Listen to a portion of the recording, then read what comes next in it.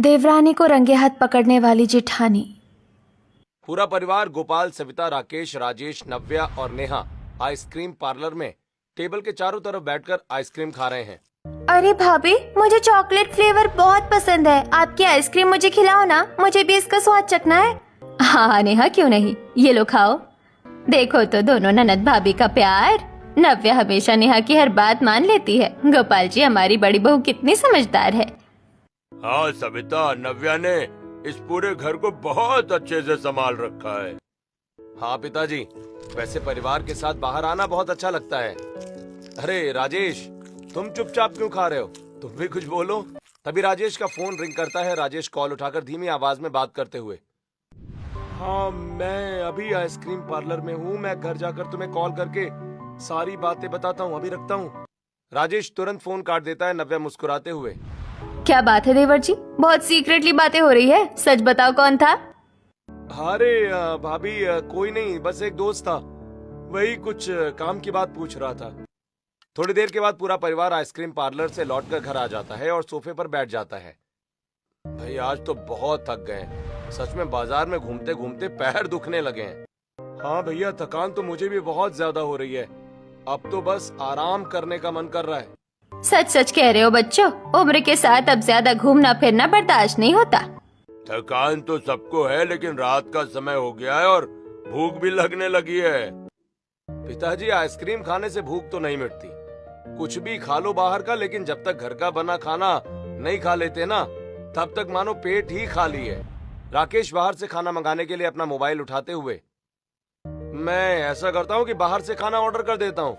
तभी नव्या पानी लेकर आती है और सभी को देते हुए, अरे आप बाहर से खाना ऑर्डर मत करो, मैं तो हूँ ना, मैं बना लूंगी। वैसे भी बाहर का खाना खाकर खामखा माँ जी और पिताजी की तबीयत खराब हो जाती है। बहू, लेकिन तुम भी तो थक गई होगी। कोई बात नहीं माँ जी, मैं बना लेती हूँ, मुझे कोई दिक्कत नहीं है। मैं बस अभी सारा खाना तैयार कर दूंगी। सविता नव्या की बात सुनकर भावुक होते हुए, अरे बहू, तुम कितना काम करोगी, तुम भी तो थक गई होगी। कुछ नहीं होता माँ जी, आप लोगों की सेवा तो मेरी जिम्मेदारी है। आप लोग बैठिए, मैं रसोई में जाती हूँ। भाभी, आप सच में बहुत अच्छी हैं। चलिए मैं भी आपकी थोड़ी सी मदद करवा देती हूँ। नहीं नेहा, तुम बैठो, तुम्हें सुबह कॉलेज भी तो जाना है, फिर थक जाओगी तो जल्दी कैसे उठोगी? नव्या मुस्कुराते हुए रसोई की तरफ चली जाती है। वो खाना बनाकर लाती है और सभी लोगों को खिलाती है। सब खाना खाकर सो जाते हैं। अगले दिन नव्या सुबह कपड़े धोकर छत पर कपड़े फैलाती है। तभी पड़ोसन विनीता, क्या बात है नव्या, तुम बहुत दिनों से दिखाई नहीं दी। हाँ विनीता, घर में काम ही इतना रहता है कि छत पर आने का मौका ही नहीं मिलता। हाँ भाई, अब अकेली बहू हो घर संभालने वाली, और फिर तुम तो सबकी बहुत ख्याल रखती हो ना। हाँ, रखना ही पड़ता है, मेरा परिवार है, परिवार के लोगों का ख्याल मैं नहीं रखूंगी तो कौन रखेगा? देवर की शादी करके देवरानी लाओ, उससे थोड़ी मदद मिल जाएगी। जब एक और बहू आएगी तो काम बढ़ जाएगा। हाँ, ये बात तुमने अच्छी कही, अब मैं इस बारे में घर में बात करूंगी। बातें करने के बाद वो नीचे आ जाती है। शाम का समय है। नव्या सबके लिए चाय बना के लाती है और सबको देने के बाद सविता से, माँ जी, अब घर में देवरानी आनी चाहिए। देवर जी की भी शादी की उम्र हो गई है, तो आप इस बारे में सोचना शुरू कीजिए। हाँ बहू, मुझे भी चिंता है। मैंने पंडित जी को बुलवाया तो है, वो बोल रहे थे कि कुछ अच्छी लड़कियों के रिश्ते हैं। भाई ये तो बहुत अच्छी बात है। राजेश की शादी हो जाएगी तो बड़ी बहू की जिम्मेदारी भी थोड़ी हल्की हो जाएगी। ये सुनकर राजेश का चेहरा उतर जाता है। ये देख नव्या चाय का कप राजेश की तरफ बढ़ाते हुए, क्या बात है देवर जी, अभी भी कुछ बात हो तो बता दो, वरना फिर मत कहना कि आपसे पूछा नहीं गया। वो भाभी, ऐसी कोई बात नहीं है। आप लोग तो अचानक ही शादी की बात करने लगे ना। अरे अगर तेरे मन में कोई बात है तो साफ साफ बता दे, इसमें शर्माने की क्या जरूरत है? हाँ, कहना तो है। वो दरअसल माँ, मैं एक लड़की को पसंद करता हूँ, मैं उसी से शादी करना चाहता हूँ। अरे ये तो बहुत अच्छी बात है, लेकिन तूने आज तक हमसे ये बात छुपाई क्यों? अरे बाबा छोड़ो ना, वैसे राजेश कौन है वो लड़की? माँ, वो मेरे ही कॉलेज में पढ़ती थी और यहीं पास में ही रहती है। उसका नाम रेखा है और उसके पिता बिजनेसमैन है। उनका बहुत बड़ा काम है और लड़की बहुत अच्छी है माँ। भाई अगर लड़की इतनी संस्कारी है और हमारा बेटा उसे पसंद करता है तो हमें कोई ऐतराज नहीं है। ठीक है, फिर हम कल ही चलते हैं मेरी होने वाली देवरानी को देखने। अगले दिन सभी लोग रेखा को देखने के लिए उसके घर चले जाते हैं। रेखा चाय लेकर आती है, वो सभी को बहुत पसंद आती है। सभी चाय नाश्ते और बातचीत के बाद सविता के हाथ में शगुन रखते हैं। फिर सविता, बेटा मुझे नहीं पता था कि मेरे बेटे की पसंद इतनी लाजवाब है, वरना मैं तो बहुत पहले ही अपने बेटे की शादी तुमसे करवाकर अपने घर की बहू बना लेती तुम्हें। तो ठीक है भाई साहब। बहन जी, हमारी तरफ से ये रिश्ता पक्का है, शादी की तैयारियां कीजिए। धन्यवाद माँ जी। राजेश हमेशा आप लोगों की बहुत तारीफ करते हैं, सबसे ज्यादा तारीफ भाभी की करते हैं। हाँ भाभी है ही इतनी अच्छी, सबका इतना ख्याल रखती है और हमें विश्वास है कि आप आओगी तो आप भी सबका ख्याल रखोगी। रेखा जब तुम घर आओगी तो हम दोनों मिलकर पूरा घर संभालेंगे, तुम बहुत प्यारी हो। नव्या की बात सुनकर रेखा मुस्कुरा देती है। रिश्ता पक्का करने के बाद वो लोग घर आ जाते हैं। धीरे धीरे कुछ समय बीतता है। रेखा और राजेश की शादी का दिन भी आ जाता है। रेखा अपने कमरे में तैयार हो रही थी कि तभी उसका फोन बजता है। वो फोन देखकर घबरा जाती है। फिर फोन उठाकर, हेलो, तुम मुझे इस वक्त क्यों फोन कर रहे हो? प्लीज मुझे परेशान मत करो। शादी करने जा रही हो? हाँ ठीक है, कर लो, लेकिन मुझे मत भूलना, हमारा अतीत इतनी आसानी से खत्म नहीं होगा। देखो फिलहाल तो फेरे होने वाले हैं, तुम फोन रखो, मेरी जिंदगी बर्बाद मत करो। वो फोन रख देती है और थोड़ी देर के बाद फेरे हो जाते हैं और रेखा विदा होकर अपने ससुराल आ जाती है। फिर राजेश के साथ रेखा अपने कमरे में जाकर आराम करती है। अगले दिन सुबह तैयार होकर रेखा पहली रसोई की रस्म के लिए किचन में जाती है। उसे देखकर नव्या, आओ आओ देवरानी जी, मैंने तुम्हारी पहली रसोई की सारी तैयारी कर दी है, अब जल्दी से खाना बना लो। Oh thank you so much जेठानी जी, आप सचमुच बहुत अच्छी है। अब रेखा सभी लोगों के लिए अपनी पसंद का खाना बनाती है। वो खाने में कढ़ाई पनीर, तड़के वाली दाल, चावल, सूजी का हलवा, पूरी और मिक्स वेजिटेबल बनाती है। उसके बाद सभी लोगों को डाइनिंग टेबल पर खाना परोसती है। खाना खाते हुए सविता, रेखा बहू तुमने बहुत अच्छा खाना बनाया है। देखा माँ जी, हमारी रेखा कितनी समझदार है, अब मुझे रसोई में काफी ज्यादा मदद मिल जाएगी। हाँ, और ये कढ़ाई पनीर तो सच में बहुत अच्छी बनी है। वैसे भाभी भी बहुत अच्छा खाना बनाती हैं। सभी लोग बातें करते हुए खाना खाते हैं। उसके बाद रेखा को उसकी पहली रसोई का शगुन देते हैं। ऐसे ही दिन बीतने लगते हैं और रेखा नव्या के साथ घुल मिलकर घर और रसोई संभालने लगती है। एक दिन नव्या छत पर सूखे कपड़े लेकर सीढ़ियों से नीचे उतर रही थी कि तभी वो देखती है कि रेखा बैल्कनी में खड़े होकर किसी से बात कर रही है। उसके चेहरे पर घबराहट साफ दिखाई दे रही थी। ये देवरानी जी इतनी दोपहर में किससे इतनी घबरा कर बात कर रही हैं? तुम समझते क्यों नहीं? मैं ससुराल में हूँ और मेरे ससुराल वालों को ये सब पता चल गया तो पता नहीं क्या हो जाएगा। अभी तुम फोन रखो, ठीक है? मैं तुमसे मिलने आऊंगी, लेकिन अभी फोन रखो, अभी मैं और बात नहीं कर सकती, कोई देख लेगा। रेखा फोन रखकर अपने कमरे में चली जाती है और नव्या सीढ़ियों पर खड़ी मन ही मन सोचते हुए, ये देवरानी जी किससे बात कर रही थी और ऐसा क्यों कह रही थी कि फोन रखो वरना कोई सुन लेगा? मैं पिछले कुछ दिनों से देख रही हूँ कि देवरानी जी किसी से घबरा कर बात करती हैं। ऐसा करती हूँ, उन्हीं से पूछ लेती हूँ। नव्या अपने कमरे में जाकर कपड़े रखती है और धीरे से रेखा के कमरे में जाती है, जहाँ रेखा बाहर जाने के लिए तैयार हो रही होती है। देवरानी जी, आप दोपहर में तैयार होकर कहाँ जा रही है? क्या कोई जरूरी काम है? कुछ नहीं जेठानी जी, बस मेरी कुछ चीजें खत्म हो गई थी, इसलिए मार्केट जा रही हूँ, थोड़ा सामान लाना है। अच्छा तो अकेले क्यों जाओगी, मैं भी चलूं? चलिए दोनों साथ मिलकर चलते हैं। नहीं नहीं, आप मत जाओ, बस मुझे 10 मिनट का काम है और फिर हम दोनों चले जाएंगे तो शाम का खाना कौन बनाएगा? अच्छा चलो ठीक है, आप कहती हो तो मैं रुक जाती हूँ, बस आप जल्दी वापस आ जाना। रेखा चली जाती है। रेखा को इस तरह अचानक बाहर जाता देख नव्या मन ही मन, अचानक देवरानी जी आके जा कहाँ सकती है? कहीं कुछ गड़बड़ तो नहीं? मुझे इन पर नजर रखना होगा। अब नव्या रसोई में जाती और खाना बनाने लगती है। वो खाने में पनीर की सब्जी बनाती है। सब्जी बनाते हुए मन ही मन, विनीता को पनीर की सब्जी बहुत पसंद है, ऐसा करती हूँ थोड़ी पनीर की सब्जी उसे भी दे आती हूँ। नव्या थोड़ी सी सब्जी कटोरी में डालकर विनीता के घर जाने के लिए निकल जाती है। तभी रेखा घर में वापस आते हुए, अरे देवरानी जी आप आ गई? ठीक है, अब घर वालों को खाना परोसिए, तब तक मैं विनीता को ये सब्जी देकर आती हूँ। नव्या विनीता के घर जाती है और उसे सब्जी देती है। सब्जी लेते हुए विनीता नव्या से, नव्या तुम तो बहुत अच्छी बहू हो, पर तुम्हारी देवरानी का कुछ पता है? आज मैंने उसे मार्केट में किसी अनजान लड़के के साथ बात करते देखा था। वो काफी डरी हुई लग रही थी। क्या मार्केट में? पर उसने तो कहा था कि वो बस सामान लेने गई थी। खैर हो सकता है कि वो कोई उसकी पहचान का हो। हाँ हो सकता है, लेकिन जिस तरह वो लड़का रेखा का हाथ पकड़ रहा था मुझे तो कुछ अजीब ही लग रहा था। नव्या विनीता की बात सुनकर परेशान हो जाती है। वो घर लौटती है तो देखती है कि रेखा डोंगों में खाना निकालकर सर्व करने की तैयारी कर रही थी। विनीता रेखा से। देवरानी जी, आप आज चांदनी चौक मार्केट गई थी। मुझे पता चला है कि वहाँ आप किसी लड़के से बात कर रही थी। कौन था वो लड़का? नहीं जेठानी जी, मैं वहाँ नहीं गई थी। मैं तो पास की दुकान पर गई थी। लोग जाने क्या क्या अफवाहें फैलाते हैं। मुझे समझ नहीं आता कि आप मुझ पर इतना शक क्यों कर रही हैं। नव्या ये सुनकर किचन से बाहर जाती है, लेकिन नव्या का शक अब यकीन में बदल चुका था। नव्या मन ही मन ये जरूर कुछ छुपा रही है। भला विनीता झूठ क्यों बोलेगी? अब मुझे यकीन हो गया कि कुछ ना कुछ तो गड़बड़ जरूर है। कुछ दिन और गुजर जाते हैं। एक शाम नव्या रेखा के कमरे में चाय लेकर जाती है। रेखा किसी कागज को अलमारी में छिपाने की कोशिश करती है और नव्या को देखकर वो घबरा जाती है। साथ ही वो कागज नीचे गिर जाता है। तभी नव्या रेखा से, अरे देवरानी जी, मैं तो आपको शाम की चाय देने आई थी, लेकिन आपके चेहरे पर इतना पसीना क्यों है? जाइए हाथ मुंह धो लीजिए और ये चाय पी लीजिए। हाँ जेठानी जी, दरअसल आज मुझे थोड़ी ज्यादा गर्मी लग रही है। ठीक है, आप चाय रख दीजिए, मैं हाथ मुंह धोकर आती हूँ। रेखा जैसे ही बाथरूम में जाती है, नव्या जल्दी से वो कागज उठाती है और अपने कमरे में जाकर पढ़ती है। उस पर लिखा है, आज शाम 5 बजे मुझे रिकी गार्डन में मिलना। हे भगवान, गार्डन में मिलना? इसका मतलब ये सच में किसी से मिली हुई है? पता नहीं हमारे पीछे ये क्या तमाशा चल रहा है। मुझे सारी सच्चाई का पता लगाना होगा। नव्या शाम को रेखा का पीछा करती है। उसे रिकी गार्डन में एक लड़के के साथ देखती है। रेखा हाथ जोड़कर कुछ मांग रही है और उसने अपनी सोने की अंगूठी उसे दे दी है। ये अपनी अंगूठी भी दे रही है?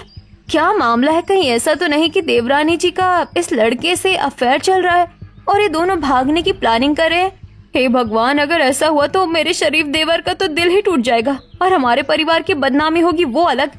सब कुछ देखकर नव्या चुपचाप घर वापस आ जाती है। फिर जब रेखा घर वापस आती है तो नव्या उसके कमरे में जाकर, अरे देवरानी जी, आप क्या कर रही हैं? चलिए मेरे साथ किचन में खाना बनाते हैं। अचानक रेखा का हाथ पकड़ते हुए, वैसे देवरानी जी, आपकी वो सोने की अंगूठी कहाँ गई? वो तो मैंने आज सुबह ही आपके हाथ में देखी थी। जेठानी जी, वो मुझे बहुत चुभ रही थी, इसलिए मैंने उसे उतार कर रख दिया है। वैसे बार बार आप मेरी चीजों का हिसाब क्यों रखती हैं? ये छोटी छोटी चीजों पर टोकना मुझे अच्छा नहीं लगता। अरे नहीं नहीं देवरानी जी, आप गलत समझ रही हैं। मैं तो बस ऐसे ही। अच्छा ठीक है, चलो मैं रसोई में आपका इंतजार कर रही हूँ, आ जाना। नव्या रसोई की तरफ चली जाती है। वो समझ जाती है कि रेखा बहुत चालाक है और कुछ ना कुछ छिपा रही है। अगले दिन नव्या रेखा के साथ मंदिर जाती है। वो मंदिर की सीढ़ियां चढ़ रही थी कि तभी रेखा को किसी का फोन आता है, लेकिन रेखा फोन काट देती है। दोनों मंदिर जाकर पूजा करने लगते हैं। तभी वो फोन फिर आता है। रेखा चुपचाप वहां से निकलकर मंदिर के बाहर आ जाती है। नव्या भी धीरे धीरे दबे कदमों से उसका पीछा करती है।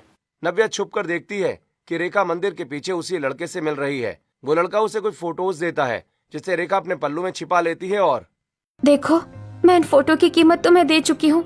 मैं इस फोटो को हमेशा के लिए छुपा कर रख दूंगी। अगर किसी ने देख लिया तो मेरी जिंदगी बर्बाद हो जाएगी। अब जाओ यहाँ से। नव्या ये सब देखकर चुपचाप मंदिर वापस आ जाती है। थोड़ी देर के बाद रेखा वहां आ जाती है और दोनों घर वापस आ जाते हैं। नव्या रेखा से कुछ नहीं कहती, उसे सही मौके का इंतजार होता है। ऐसे ही कुछ दिन और बीतते जाते हैं। एक दिन राजेश हॉल में बैठकर हिसाब करते हुए रेखा से, रेखा, ये कुछ क्लाइंट्स के पैसे हैं, इन्हें संभाल कर रख देना। जब मैं मांगू तब दे देना। ठीक है, मैं इसे अपनी अलमारी में ही सुरक्षित रख देती हूँ। रेखा उन पैसों को ले जाकर अपनी अलमारी में रख देती है। ऐसे ही कुछ दिन बीत जाते हैं। एक दिन रात को नव्या की नींद अचानक खुलती है और नव्या अपने आप से, बहुत प्यास लग रही है, ऐसा करती हूँ किचन में जाकर पानी पी लेती हूँ। वो किचन की तरफ जाते हुए देखती है कि रेखा छत की तरफ जा रही है। इतनी रात को देवरानी जी छत पर क्यों जा रही है? मुझे देखना चाहिए। नव्या रेखा का पीछा करती है और देखती है कि वो लड़का फिर आया है। ये लो सारे पैसे, अब मुझे छोड़ दो, मेरे पास और कुछ नहीं बचा है। लड़का पैसे लेकर कूदकर भाग जाता है। नव्या ये सब देख लेती है और चुपचाप अपने कमरे में आकर सो जाती है। अगले दिन राजेश रेखा से, हाँ रेखा, वो क्लाइंट के पैसे कहाँ हैं? वो पैसे मुझे दे दो, मुझे आज क्लाइंट को देने हैं। राजेश, मैं तुमसे बात करने ही वाली थी। मुझे लगा था कि वो पैसे तुमने लिए हैं, लेकिन अगर वो पैसे तुमने नहीं लिए हैं तो पैसे गए कहाँ? कहीं घर में तो किसी ने नहीं चुरा लिए? ये तुम क्या कह रही हो रेखा? होश में तो हो। घर में भला पैसे कौन चुराएगा? राजेश सही कह रहा है रेखा, तुम ही कहीं रखकर भूल गई होगी। कोई बात नहीं बहू, एक बार अलमारी में फिर से ढूंढो, पैसे मिल जाएंगे। रेखा अपने कमरे में जाती है और अलमारी खोलकर फिर से पैसे ढूंढती है, लेकिन उसे पैसे नहीं मिलते। वो बाहर आकर सभी से, मैंने फिर से देख लिया, पैसे वहाँ नहीं है। आखिर पैसे कहाँ जा सकते हैं? आज तक तो घर में पैसे कभी चोरी नहीं हुए। मैं आप सबको बता चुकी हूँ कि मुझे इस बारे में कुछ नहीं पता। प्लीज अब मुझे परेशान करना बंद कीजिए आप लोग। ऐसा कहकर रेखा अपने कमरे की तरफ चली जाती है। नव्या भी गुस्से में रेखा के पीछे उसके कमरे में जाती है और अब बहुत हो गया देवरानी जी, अब मैं चुप नहीं बैठूंगी। देवरानी जी आप ये सब बंद कर दीजिए। मैंने कल आपको छत पर किसी लड़के को पैसे देते देखा था। अब सभी को बता दो कि आप क्या छुपा रही हैं। आप ये क्या कह रही हैं जेठानी जी? मैं छत पर किसी लड़के को पैसे नहीं दे रही थी, बल्कि मुझे गर्मी लग रही थी तो मैं छत पर टहलने गई थी। आपकी आंखों को कोई धोखा हुआ है और पैसे मुझे नहीं पता कहाँ गए। आप मुझ पर झूठे इल्जाम लगा रही है, आपको शर्म आनी चाहिए। रेखा गुस्से में अपने कमरे में चली जाती है और मन ही मन एक तो चोरी, ऊपर से सीना चोरी कर रही है। देवरानी जी झूठ बोल रही है। मैंने खुद अपनी आंखों से उन्हें किसी लड़के को पैसे देते हुए देखा था, लेकिन इस बात का मेरे पास कोई सबूत नहीं है। अगर ये बात मैं घर वालों को बता भी दूंगी तो कोई मेरी बात का यकीन नहीं करेगा। मुझे हर हाल में सबूत इकट्ठा करना होगा। ऐसे ही कुछ और दिन बीत जाते हैं। नव्या और रेखा के बीच अब पहले जैसी बातचीत नहीं रही। एक दिन नव्या और रेखा दोनों रसोई में खाना बना रही थी कि तभी रेखा का फोन रसोई के पास टेबल पर जोर से बजता है।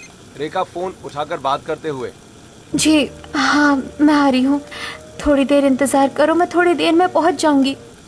रेखा फोन रखती है। तब नव्या रेखा से, देवरानी जी किसका फोन था और आप कहीं जा रही हैं क्या? वो मेरी एक सहेली का फोन था, वो मुझे बाजार में किसी काम से बुला रही है। वैसे आप मुझे बार बार सवाल मत किया कीजिए, आपको हर बात का जवाब देना मुझे अच्छा नहीं लगता। ऐसा कहकर रेखा वहाँ से निकल जाती है। अब नव्या भी अपना मोबाइल उठाती है और चुपचाप उसके पीछे चल पड़ती है। नव्या सावधानी से उसका पीछा कर रही थी ताकि रेखा को शक ना हो। आज तो इन्हें किसी भी हाल में रंगे हाथ पकड़ना ही होगा। जिस तरह से ये घबराई हुई है, पक्का आज कोई बड़ी बात होने वाली है। मुझे वीडियो बनाना होगा ताकि सबके सामने सच आ सके। कोई भी मुझे गलत नहीं समझ पाएगा अगर सच कैमरे में होगा। गार्डन के कोने में रेखा उस लड़के के सामने हाथ जोड़कर खड़ी है।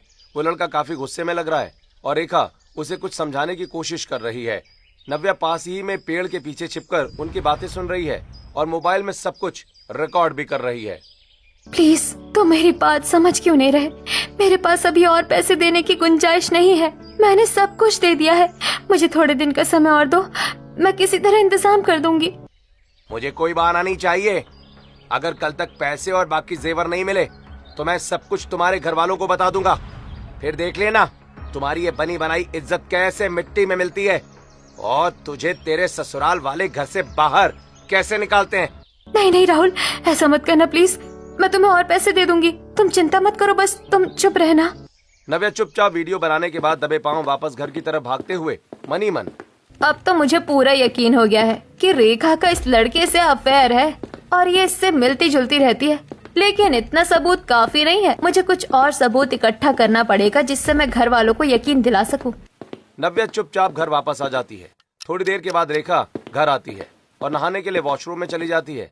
तभी नव्या उसके कमरे में आकर मन ही मन सोचते हुए, अच्छा तो ये नहाने गई है, मुझे इसके कमरे की तलाशी लेनी चाहिए, शायद कोई और सबूत मिल जाए। नव्या उसके कमरे की तलाशी लेने लगती है। तभी तकिए के नीचे अलमारी की चाबी देखकर अचानक कुछ याद करते हुए अपने आप से, उस दिन जब मैं कमरे में आई थी तो देवरानी जी अपने पर्स में कुछ छुपा रही थी। मुझे देखना ही होगा कि वो उसे क्यों छुपा रही थी। यही सही मौका है, मैं अलमारी खोलकर पर्स चुरा लेती हूँ। नव्या जल्दी से अलमारी का ताला खोलती है और रेखा का पर्स चुराकर ताला वापस लगा देती है और चाबी तकिए के नीचे रखकर अपने कमरे में चली जाती है। कमरे में जाकर वो अपने कमरे का दरवाजा बंद करती है और फिर पर्स खोलकर कुछ फोटोज निकालती है जिन्हें देखकर वो हैरान रह जाती है। इसमें तो उस लड़के और रेखा की तस्वीरें हैं और ये दोनों तो आपस में कपल लग रहे हैं। इसका मतलब है कि रेखा देवर जी को धोखा देकर उस लड़के से अफेयर चला रही है। लेकिन अभी मुझे चुप रहना होगा, मुझे सही मौके का इंतजार करना होगा। यही सोचकर नव्या तस्वीरों को अपनी अलमारी में छुपा देती है और रसोई में जाकर काम में लग जाती है। ऐसे ही कुछ दिन और बीत जाते हैं। एक दिन नव्या दबे पांव रेखा के कमरे के दरवाजे के पास जाकर खड़ी हो जाती है और अंदर की आवाजें सुनने लगती है। ठीक है, मैं सब ले आऊंगी, शादी की सारी ज्वेलरी और कैश आज रात को मिल जाएगा। लेकिन याद रखना कि ये सच किसी को पता नहीं चलना चाहिए। तो ये भागने का प्लान बना रही है, वो भी आज रात ही? नहीं, मैं अपने घर की इज्जत को इस तरह नीलाम नहीं होने दूंगी। मुझे इन्हें रंगे हाथों पकड़कर सभी को सब कुछ बताना होगा। ऐसा सोचते हुए नव्या अपने कमरे में वापस आकर लेट जाती है, लेकिन वो सोई नहीं थी। जैसे ही रात को रेखा के कदमों की आहट आती है, नव्या जल्दी से उठकर हॉल में आती है और हाथों में बैग लिए हुए बाहर जा रही रेखा को रोकते हुए, कहाँ जा रही है देवरानी जी? इतनी रात को अपना सामान लेकर आज मैंने आपको रंगे हाथों पकड़ ही लिया, अब और झूठ मत बोलना। नव्या रेखा के सामने खड़ी हो जाती है। तब रेखा गुस्सा होते हुए, जेठानी जी मेरा रास्ता छोड़िए प्लीज, मैं कहीं नहीं जा रही, बस ये सामान रखने के लिए माँ जी के कमरे में ले जा रही थी। लेकिन आपको तो शक करने की बीमारी हो गई है, हर वक्त मुझ पर शक ही करती रहती है। शक कर रही हूँ? बिल्कुल नहीं। आज पूरे घर वालों को पता चलना चाहिए कि तुम हमारे पीछे क्या क्या कर रही हो। माँ जी, पिताजी, राजेश जी, सब बाहर आइए। नव्या की आवाज सुनकर घर के सभी सदस्य अपनी अपनी नींद से उठकर हॉल में इकट्ठा हो जाते हैं। सविता और गोपाल काफी परेशान और हैरान हैं, जबकि राकेश और राजेश गुस्से में हैं। ये सब क्या है बहू? तुम दोनों यहाँ क्या कर रही हो और आधी रात को ये कैसा तमाशा हो रहा है? क्या हुआ नव्या, इतनी रात को क्यों शोर मचा रही हो? क्या बात है, सब कुछ ठीक तो है ना? माँ जी देखिए, देवरानी जी को ये घर छोड़कर भागने की तैयारी कर रही थी। इनके बैग में घर की सारी ज्वेलरी और कैश है, और तो और ये किसी के साथ भागने वाली थी। माँ जी ये सब झूठ है, जेठानी जी मुझे फंसा रही है। मैं तो बस ज्वेलरी और कैश आपके कमरे में रखने के लिए आ रही थी और इन्होंने मुझे रास्ते में ही रोक लिया और पता नहीं क्या क्या बकवास करने लगी। वैसे भी जेठानी जी आजकल मेरी हर बात पर शक करती हैं। पिछले कई दिनों से जो तमाशा मैं देख रही हूँ, क्या वो सब कुछ झूठ था? आपका उस लड़के से चोरी चोरी मिलना, उससे तस्वीरें लेना, उसे पैसे देना, छत पर मिलना, क्या वो सब कुछ झूठ था? जेठानी जी ऐसे घटिया इल्जाम लगाना बंद कीजिए प्लीज। आखिर क्या दुश्मनी है आपको मुझसे? क्यों लगा रही है मुझ पर ये झूठे इल्जाम? भाभी, आपको रेखा के बारे में ऐसी बातें कहने पर शर्म आनी चाहिए। भैया आप सही कह रहे हैं, लेकिन भाभी ने कभी किसी के बारे में ऐसी बातें नहीं की। आज वैसी बातें कर रही हैं तो कोई तो वजह होगी ना? नव्या, क्या तुम्हारे पास इन बातों का कुछ सबूत है? आप सबको मेरी बातों पर यकीन करने के लिए सबूत चाहिए? आपके लिए तो मेरी बातें ही काफी होनी चाहिए थी, लेकिन मुझे पता था कि रेखा अपनी चालाकी से बातें पलट देगी, इसीलिए मैंने सबूत इकट्ठा कर रखे हैं। रुकिए, मैं अभी दिखाती हूँ। नव्या अपने कमरे में जाती और वो तस्वीरें लाकर टेबल पर रखते हुए और फिर अपना मोबाइल भी दिखाते हुए, देखो ये तस्वीरें, और ये रहा वो वीडियो जिसमें ये उस लड़के से बात कर रही है। ये तुम्हें ब्लैकमेल कर रहा था रेखा? राजेश फोटोज और वीडियोस देखता है। उसका चेहरा गुस्से से लाल हो जाता है। वो अपना आपा खो देता है और रेखा को एक जोरदार थप्पड़ जड़ देता है। तुमने मेरे साथ इतना बड़ा धोखा किया। हमने तुम पर भरोसा किया और तुम हमारे घर को लूट कर भागने की कोशिश कर रही थी। निकल जाओ इस घर से अभी। रुकिए, अगर मैं निकल जाऊंगी तो आप कभी सच नहीं जान पाएंगे। रेखा फूट फूट कर रोने लगती है और अपनी पुरानी जिंदगी के पन्नों को पलटना शुरू करती है। उस समय रेखा और राहुल साथ में कॉलेज में पढ़ते थे। वो अक्सर गार्डन में झूला झूलते, आइसक्रीम खाते, साथ में जिंदगी बिताने के सपने देखते थे। राहुल, आखिर हम कब तक छुप छुप कर ऐसे ही मिलते रहेंगे? अब हमें शादी कर लेनी चाहिए। शादी तो मैं भी तुमसे करना चाहता हूँ, लेकिन तुम्हारे अमीर पिताजी कभी मेरी शादी तुम्हारे साथ करने के लिए राजी नहीं होंगे। राहुल, मुझे किसी की परवाह नहीं है। मैं हर हाल में तुमसे शादी करूंगी, चाहे जो भी हो जाए। ठीक है, अगर तुम कह रही हो तो हम कल ही शादी कर लेंगे, लेकिन तुम्हें तो पता है ना कि मैं अभी सेटल नहीं हूँ। ऐसा करो कि तुम गहने और कैश सब कुछ लेकर कल मुझे स्टेशन पर मिलना। अगले दिन रेखा अपने घर की सारी ज्वेलरी, पैसे एक बैग में भरकर स्टेशन चली जाती है, जहां राहुल रेखा से पैसों का बैग और ज्वेलरी लेकर उसे कहता है, रेखा, हम इन रुपयों और गहनों को ऐसे नहीं ले जा सकते। मुझे पैसे बैंक में डिपॉजिट करने होंगे और गहनों को भी बेचना होगा। तुम मेरा इंतजार करो, मैं थोड़ी देर में आता हूँ। रेखा काफी देर तक स्टेशन पर राहुल का इंतजार करती रही, लेकिन राहुल नहीं आया। शाम हो गई। रेखा के माता पिता उसे ढूंढते हुए स्टेशन पहुंचे, जिसे देख रेखा काफी रोने लगी और सारी बातें अपने माता पिता को बताती है।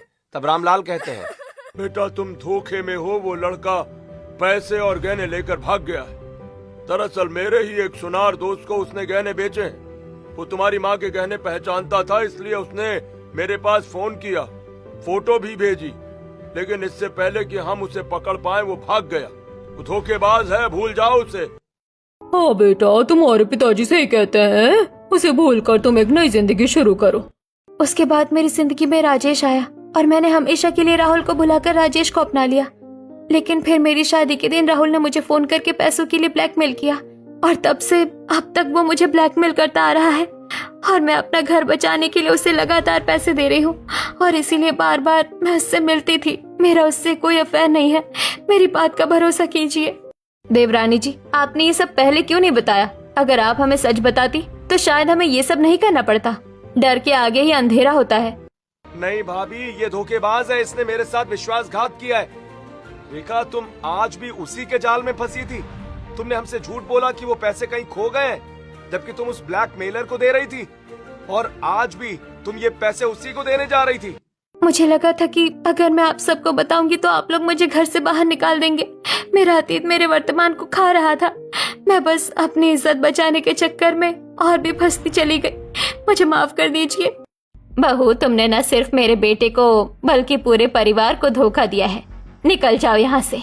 अब तुम हमारे इस घर में नहीं रह सकती, क्योंकि ये भरोसे का मंदिर है। इसमें पाखंड की जगह नहीं।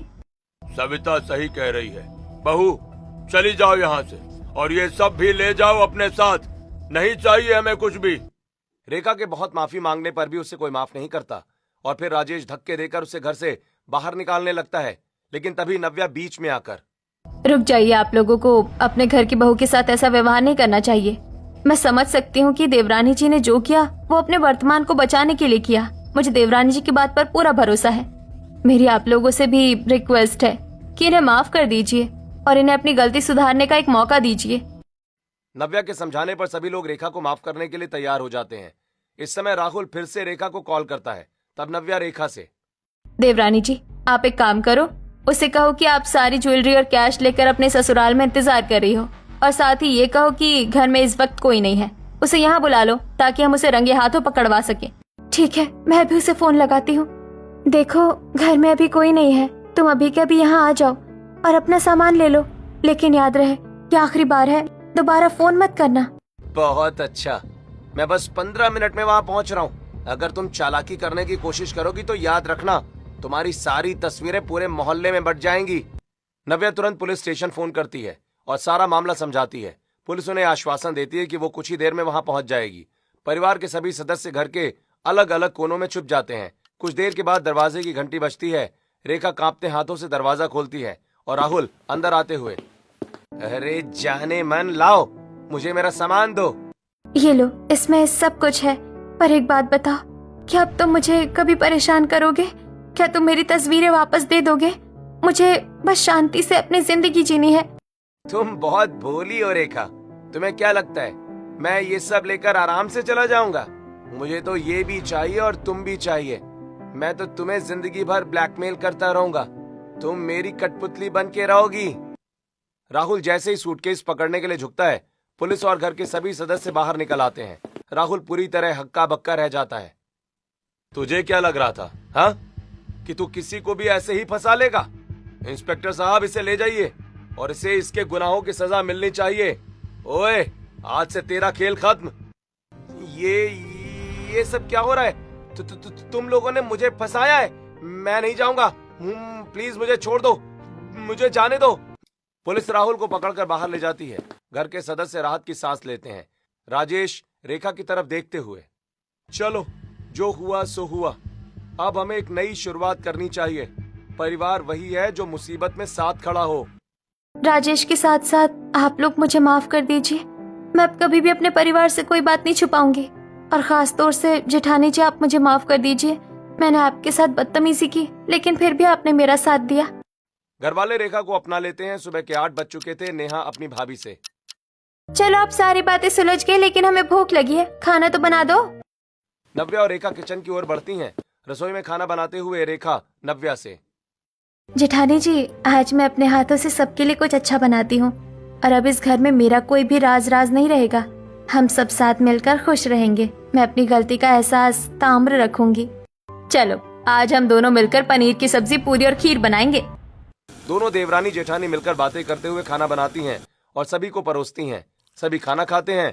घर का तनाव मिट गया है और अब देवरानी भी जेठानी से बिना झिझक सारी बातें बताती है और खुशी खुशी अपना जीवन अपने ससुराल में बिना किसी डर के बिताती है।